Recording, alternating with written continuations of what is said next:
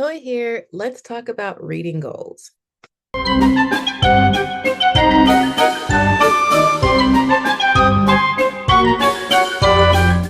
So let's start by looking at some of my latest reviews, which is part of this whole reading goals thing.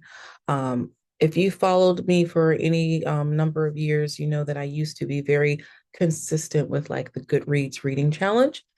And I do still technically, and I mean technically do it because I set it up just so that I can track what it is I'm reading, but I'm not actually trying to like reach like a specific goal. I think I sometimes I'll set it up and I'll say like 10 books or I'll say like 20 books or something like that. And I'm really not aiming for that number. I just have to give it some kind of number so that it'll track, what I've done. With that said, I haven't really set reading goals in the last 2 or 3 years just because of life and health and things like that. But one of the things that I wanted to do this year, which isn't like a specific like reading goal, was that I did want to try to do more with promoting other like authors and things like that. And so in that process, I figured I might be like reading some of their stuff, but we'll see what happens. That leads me into kind of my latest reviews. So because this is a bonus vlog, I'll be sharing some reviews that I haven't posted videos for yet. So you'll kind of be seeing them before most people. I always post my reviews to Goodreads, so any review that I share is already on Goodreads, but that I haven't done like a short for it yet. So, like I said, you'll be kind of seeing it before everyone else. So let's talk about what I've read in January. In addition to like the first thing I read at the start of the year. So first is Cat and Mouse. The actual rating is 4.5. This was a fun short read. I liked the blend of noir and magic, a clever spin on the detective enemies to lovers mashup. I appreciate that this is an adult read and felt that the steamy theme suited the story being told. I thought the length was helpful in building suspense, but I wanted to see more of the world and uses of magic. That's probably the only reason this isn't a 5-star review. I could read more of this and other stories from this world at any time. Highly recommended to adult fans of magic genre mashups and steamy detective tales.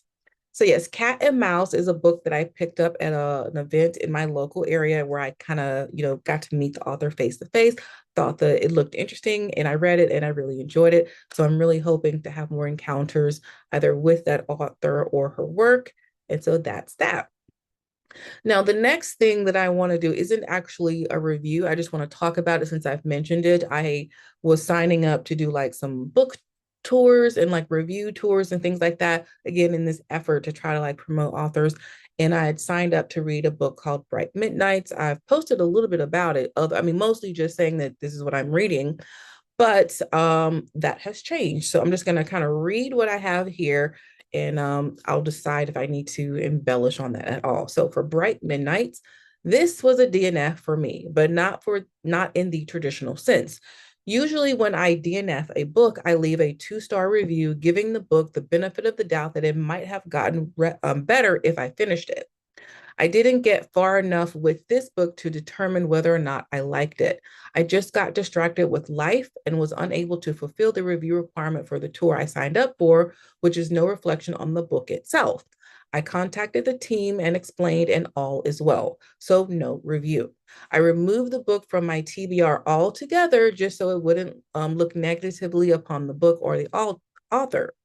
Ultimately, I will admit that the little I did start to read was interesting until I realized that it contained content that I don't feel I was sufficiently warned or prepared for before choosing it.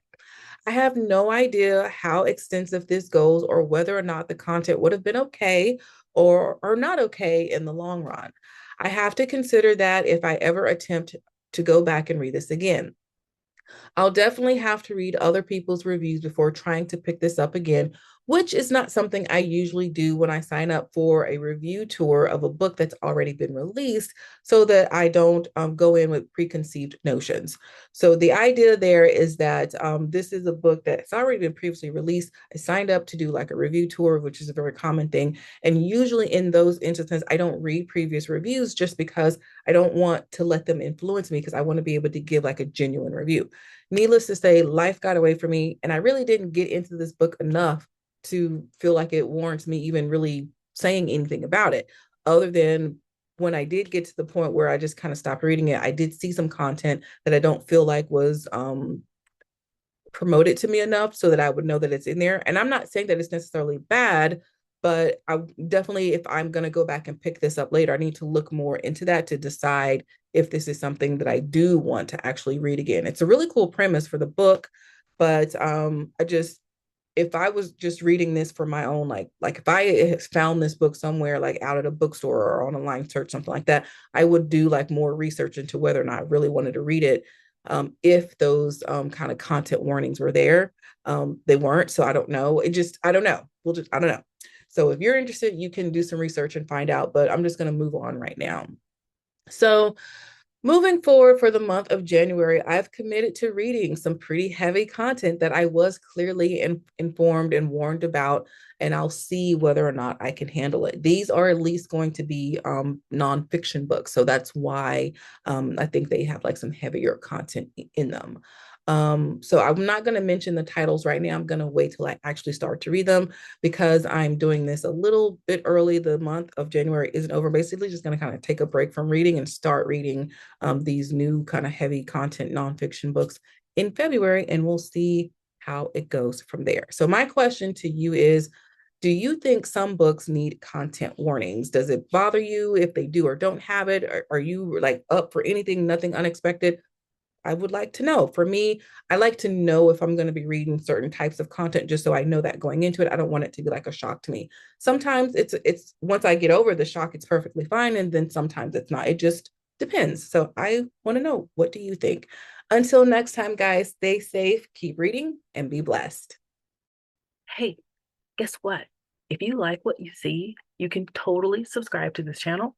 You could also give it a like and leave me a comment. I would totally love that. Okay, bye bye.